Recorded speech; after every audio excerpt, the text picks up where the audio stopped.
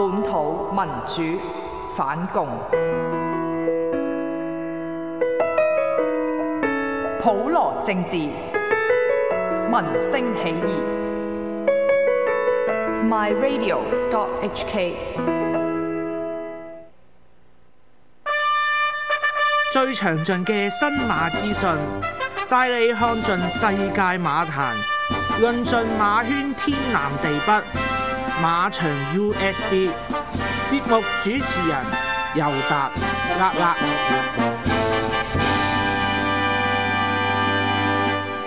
係大家好，歡迎大家收睇今集嘅馬場 USB。係大家好，我係嗱，今次咧你又去完日本翻嚟咧，就幫我哋就完成咗個重要任務啦，就係除咗睇翻條天皇相之後啦，嗱見到台面啲公仔啊，仲有啲長刊咧，其實唔係 show 曬所有嘢出嚟，仲有啲電話繩啊，嗰啲馬嗰啲手板模型叫做類似啦。係啦，咁其實咧都有好多即係攞咗啲精品翻嚟咧，其實攞嚟做咩咧？咁啊之前你喺個 fan page 都講過啦，即係話會我哋會攞咗呢啲翻嚟咧，就準備會送俾我哋一啲即係睇我哋節目嘅一啲觀眾嘅。即係當係一個叫做，即係我哋首先第一樣嘢，我自己讚自己，我去旅行都冇忘掉呢個我哋啲聽眾，我哋啲支持者，所以我又響個馬場入邊又買咗啲嘢，又託阿尤達啲朋友啊、師兄啲朋友幫我攞。係啊，我真係我打2個電話㗎咋，其實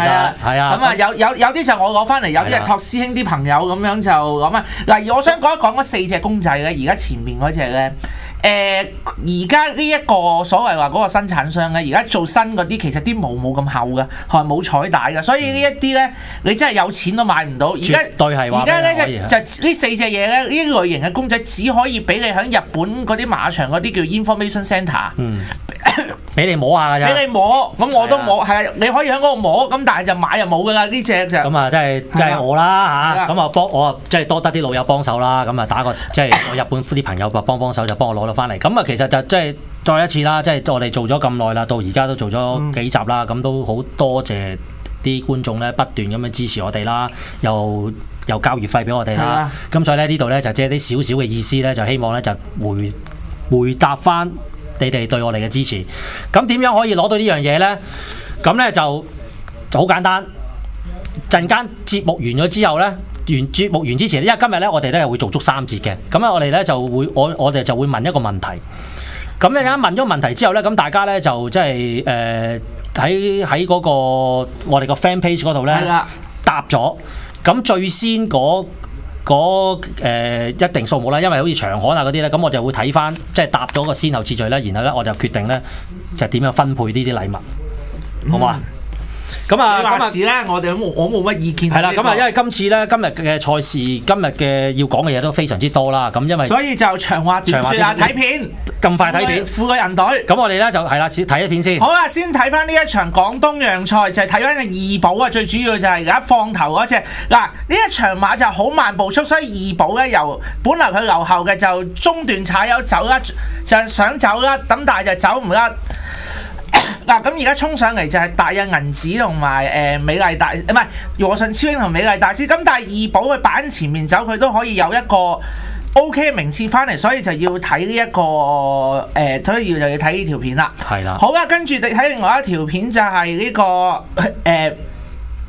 10月10號嘅2班1000米，主要睇嘅醒目名區同埋睇嗰隻二寶嘅。嗱，而家二寶咧就喺鏡頭最尾嗰隻啦，醒目名區而家就衝上嚟，前面就包裝奔馳啦，跟住後邊就夢隔離追上嚟就夢色啦。而家見到醒目名區佢14嫌短，佢都追得近嘅，同埋隻二寶一齊撲上嚟嘅。咁所以呢一場佢有參考價值，佢都唔係輸俾隻夢仙好多嘅啫，隻醒目名區。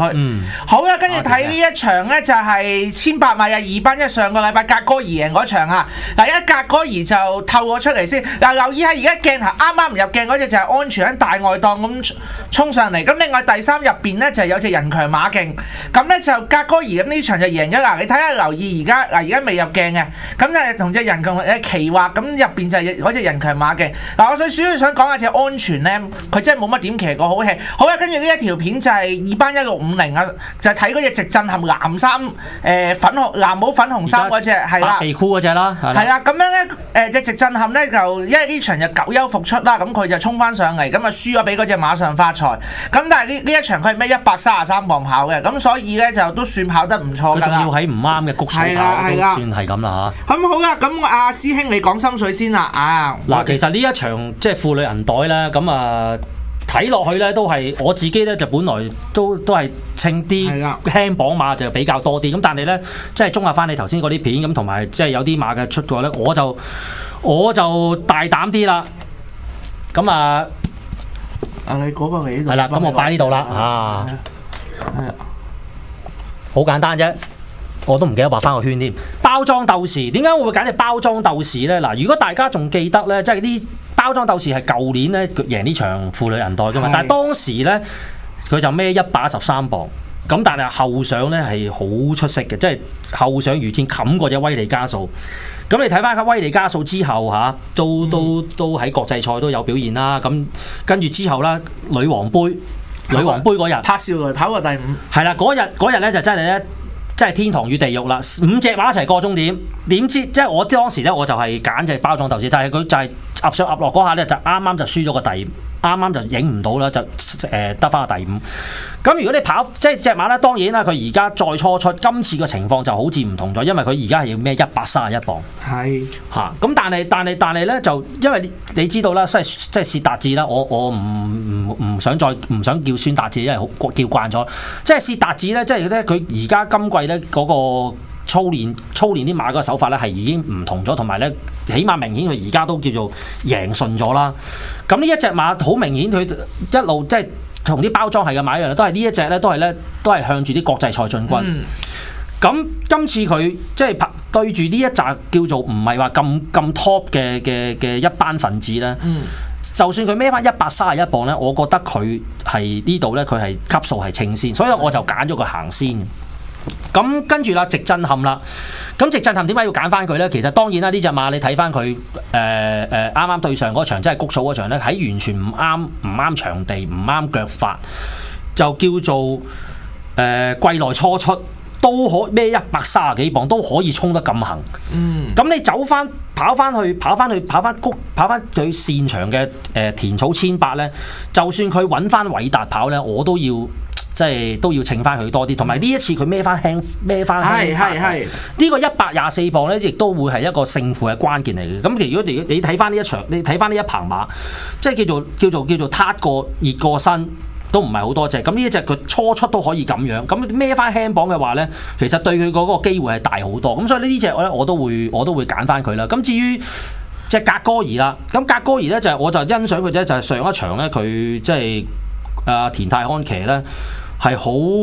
都係好輕描淡寫咁樣咧，又係一拱就過晒啲奇滑嗰啲馬。頭先嗰條片都有睇過啦。咁今次佢仲要孭翻輕磅115磅，咁即係呢啲輕磅騎師孭翻輕磅，咁佢有騎功咧，分鐘係可以鏟到後邊。同埋呢一隻馬咧，佢跑1800係特別準嘅。咁所以咧，我就好簡單啫，就爬冷啲，就要隻包裝鬥士做膽。就直震撼格哥兒257。好啦，咁咧我咧就咁樣啊，哎呀，好，幫手唔該，係啦，我咧就揀一隻安全行先。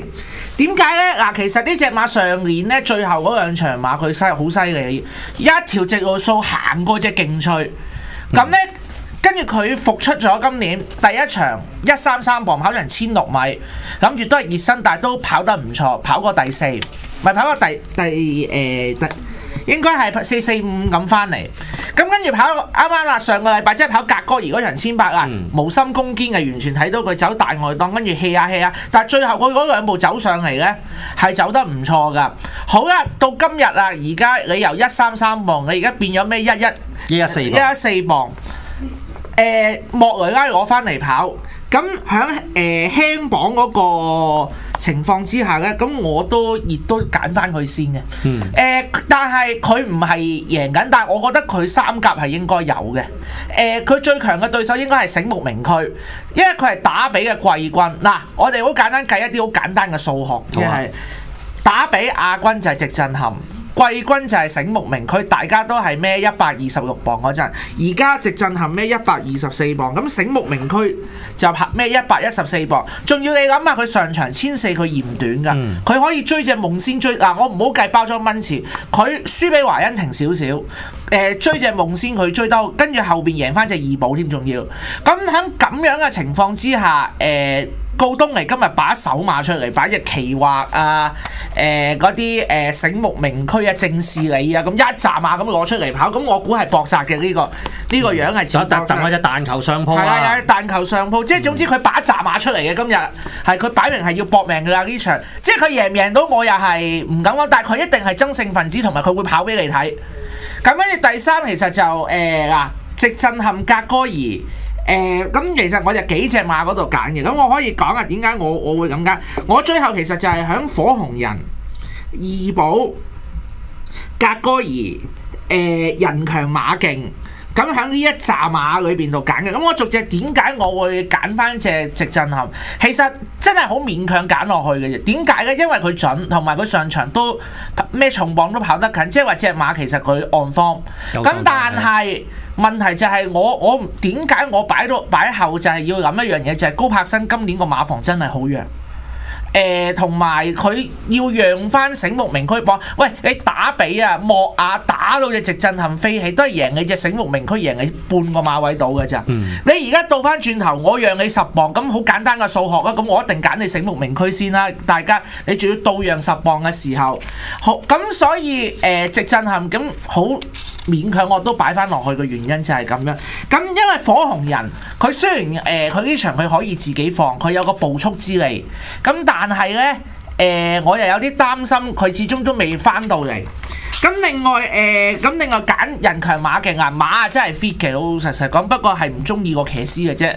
實在霍麗賢真係大家咁話啦嚇，大家咁話啦，只係因為輸個騎師嘅啫。其實佢係應該其實都係射程範圍入。唔係，同埋佢呢隻馬咧，真係跑1800又係準到飛起喎，跑4次3。而家係恰佢個騎師嘅啫，係。同埋又咁講啦，即係輕，同埋又驚佢初次跑呢啲級制賽咧，又未必夠卡。因為上年其實佢跑嗰場快活谷銀瓶啊，嗰場1500米，佢蝕磅都跑得近嘅，所以我就唔係好擔心佢呢一樣嘢。咁另外我仲想講下隻二寶嗱，其實就似係想搏嘅，因為用個無私二上去，咁但係我都係嗰樣嘢，佢個分就冇乜着數㗎啦。個磅可能就要讓翻啲輕磅馬，咁所以最後我就喺呢紮馬最後就揀咗2隻，就揀咗直震撼同格哥兒就係咁啦。咁啊好簡單啦，咁啊甩咧第8場嘅提供咧就係8957安全9號醒目名區5號直震撼7號格哥兒，咁我尤達咧就係2號包裝鬥士5號直震撼7號格哥兒。其實個聯合提供，其實聯合提供咧就係25雙膽，唔係57雙膽。57雙膽你又可以拖埋佢噶嘛，買下4連環啊、4重彩啊咁都得啦。好啦，咁跟住落嚟咧，阿啦啦你準備咗啲新馬幫我嚟起下底喎。時間冇多啊，都要講啊。第一隻先講隻美麗巨星先，係啦。係咪有片啊？係啊，呢隻有片睇嘅，我哋先睇下隻美麗巨星。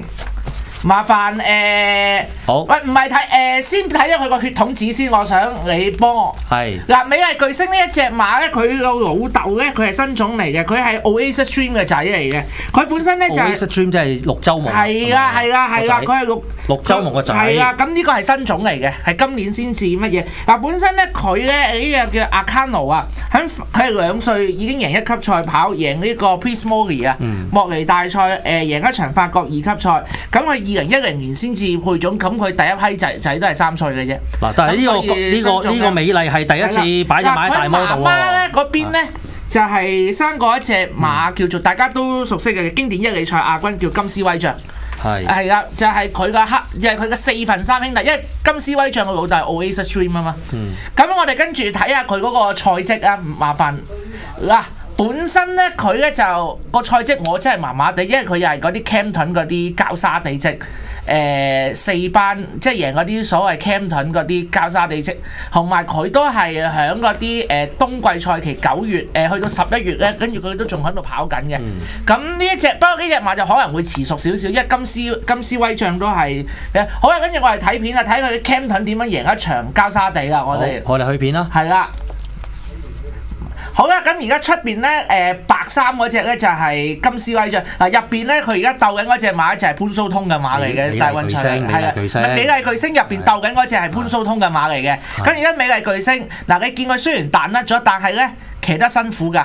你見佢都騎都仲要打㗎，而家同埋都比較均速啲喎。係啦，我估都要跑1400、1600，同埋我估未有咁快得住嘅。好啦，咁其實呢隻美麗巨星係跑第6場嘅3班1200米嘅，3270分嘅。好啦，我哋睇下一隻啦，美好家園。好啦。呢一隻馬都係跑同場㗎，係啦，都係跑呢隻就67分。嗱就響新南威爾斯嗰啲鄉村馬場金柏啦，贏一場22,000蚊嘅賽事。嗱嗰場馬水準其實唔係好高嘅啫，因為第二名嘅第二名咧嗰隻咧就贏一場16,000蚊嘅賽事，第3名嗰隻馬之後就未贏過馬嘅。咁我哋跟住睇下嗰個血統，我想睇一睇佢嗰張血統紙。賭場王子嘅仔啊 Casino Prince 啊，咁本身媽媽嗰邊咧就都係贏短途嘅，都係跑一啲跑贏過4場就贏一啲1100米以下嘅路程嘅。咁佢其實嚟香港試咗3次集，其實個走勢都吸引嘅。好，我哋睇片啊，睇佢金柏拉點樣贏啊！好啦，就係外檔啊，紅帽紅黑衫嗰隻就係嗱，而家其實佢仲喺後邊，跟住就衝上嚟嗰隻就係美好家園啦。好啦，前面其實都係一啲處理馬。好啦，你見佢而家衝上嚟。而家外邊冚上嚟嗰隻係嘛？俾跟住就推，其實好輕鬆嘅呢場馬贏得。當然啦，佢對手係渣，呢組對手係渣嘅，好老實講。但係贏得輕鬆。不過嚟香港試集咧已經好熟㗎啦，做到。我估呢隻馬唔會收得好耐嘅。我估3-5場之內應該都會交出頭馬。呢場大家當冷門可以。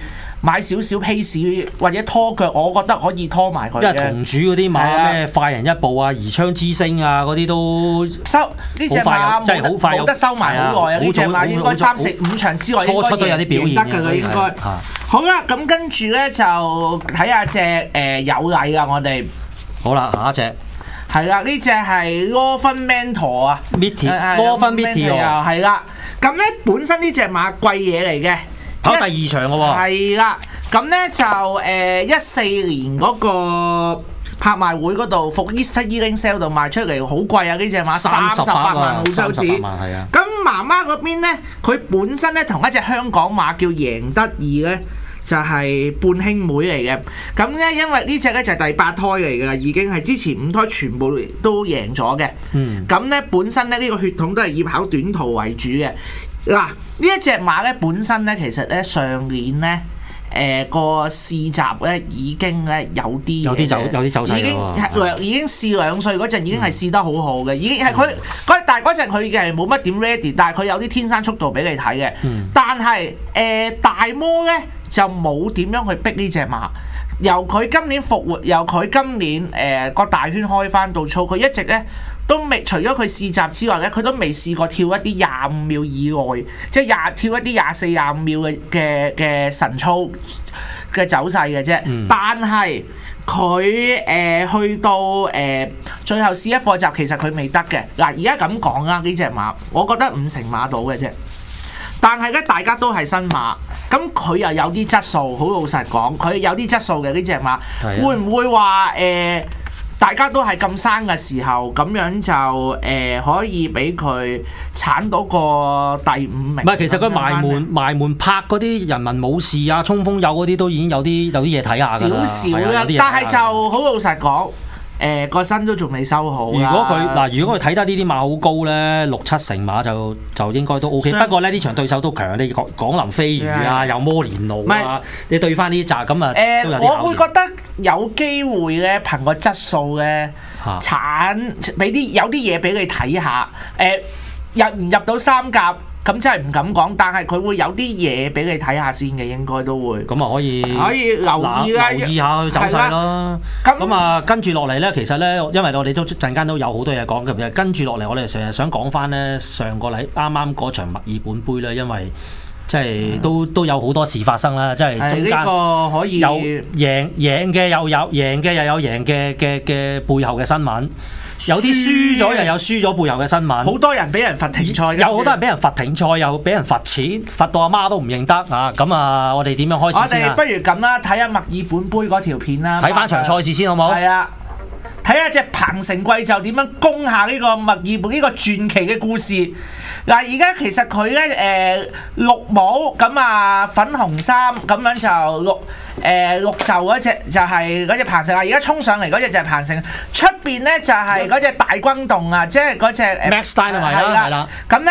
其實咧，老實講，佢贏咧又有少少好彩嘅，因為咧出邊嗰啲咧打困籠嘅又打困籠，受咗就受咗，冇位出嘅冇位出，咁啱佢有個位咁出咗嚟，咁佢走先，跟住人哋就追唔到。嗱，首先第一樣嘢，呢個就係大家都知嘅啦。墨爾本杯歷史上第一個女騎師，冇錯，贏墨爾本杯呢個就唔係，其實係一個。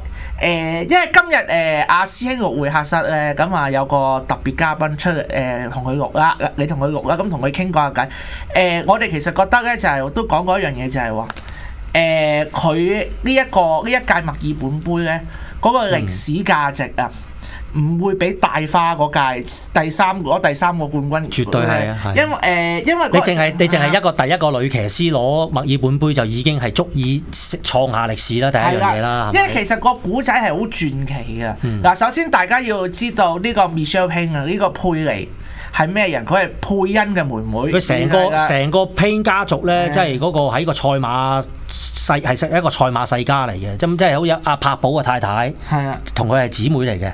咁咧一家十口啊！一家十口咁，跟住阿佩恩又係騎師啦嚇，又而家又練馬師啦。咁佢跟住佢又有啲咧係練呢個馬車嘅喎。係啦，練賽馬車嘅喎。咁所以咧，成個家族咧都係同個馬好有關係啦嚇。嗱，咁所以咧成個古仔係要由咩講起咧？嗱，就喺過場嗰陣啊，即係陣間呢節完咗之後咧，就會有阿 Michelle Payne 嘅賽後訪問，同埋佢細佬同佢細佬一齊接受訪問。嗱，佢細佬咧就係其實都一個好感人嘅故事，就係話佢細佬係有唐氏綜合症。即係所以你陣間咧有啲馬迷可能唔係好熟悉，你會見到，咦佢個細佬個樣好似有啲，但係佢細佬係犀利嘅。係啊，因為佢靠自學，跟住佢做馬夫，由呢個墨爾本杯嘅故事就係由佢細佬開始抽檔，抽咗個一檔，幫佢抽個一檔上去，即係佢細佬幫佢抽嘅個一檔。跟住佢細佬喺個沙圈就拖住呢隻彭城貴就係佢嗰個馬夫。跟住就由呢個佢嘅家姐，唔係佢家姐定妹妹呢個係，即係總之佢個家族啊，家姐騎師係個家姐，贏一場墨爾本杯，跟住咧翻到嚟就攬住佢細佬，所以成個古仔咧睇落去咧係真係可以係寫一個歷史係非常之，即係好老實講啊！我哋兩個夾馬心水全部連門框都射唔中嘅，基本上係冇啦，你搞啲咁嘅出嚟，即係邊度有得搞啫？即係門。但係我哋輸錢輸得開心嘅，即係見到咁樣，即係好似俾我諗翻起當年，即係阿簡慧茹啊，係啦，即係騎隻同興旺咧，就氣走隻馬神，由頭放到尾。雖然我輸錢，但係睇到佢騎得咁好咧，係值得歷史上係值得恭喜嘅。喂，你鬥人戴圖理喎，第日攞翻出嚟講，後邊嗰個係戴圖理嚟㗎。係啊，跟住仲有莫雅、莫雷拉、柏寶，講緊係呢一紮人。仲要咧呢隻馬個馬販咧。係阿 John Foot 幫佢攞出嚟嘅，咁所以咧我自己會覺得係好嗱，我哋講嗰啲開心又講啲唔係好開心嘅嘢啦，講下隻紅色禮物啦。嗱，紅色禮物咧，嗱，剩翻唔係好多時間。麻煩啊哥哥可唔可以出一出之後嗰張相啊？即係墨爾本杯之後嗰張相。咁啊，講開隻紅色禮物咧，我都覺得咧本身，我覺得本身係一個叫做不幸中之大幸啦。因為講真，我自己覺得咧，就佢唔應該去跑嘅第一樣嘢。咁你睇翻呢張相就係毛思義咧，即係落咗鞍翻嚟之後咧，就即係得到以為隻馬係救唔翻，咁佢就咁樣嘅表情，即係對當時真係好難過、好傷心，因為呢隻馬跟咗佢咁耐，南征北伐，亦都喺墨爾本杯攞過幾次嘅位置，咁點知跑跑下突然間話斷，即係話佢斷腳啦，咁一度咧都好緊張，因為又拉晒幕又拉晒。因為初以為唔得嘅，係啊，以為救唔翻噶嘛，跟住咧拉晒幕咧，好似你如果啲香港見到嗰啲拉幕，你就知大鑊啦，係咪？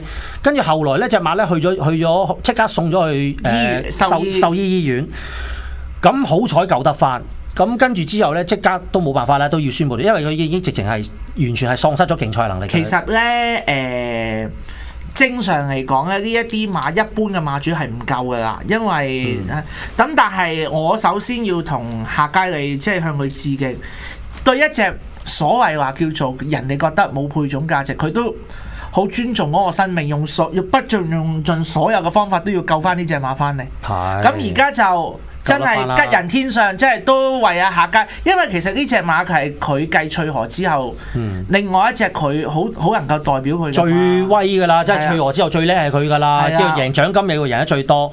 呢隻馬仲係現英國現役馬之中贏得獎金最多嘅一匹馬嚟嘅。雖然佢一級賽又唔多啊，咁但係講到呢度咧，我哋暫時咧就休息一陣先，翻嚟我哋繼續再講墨爾本杯。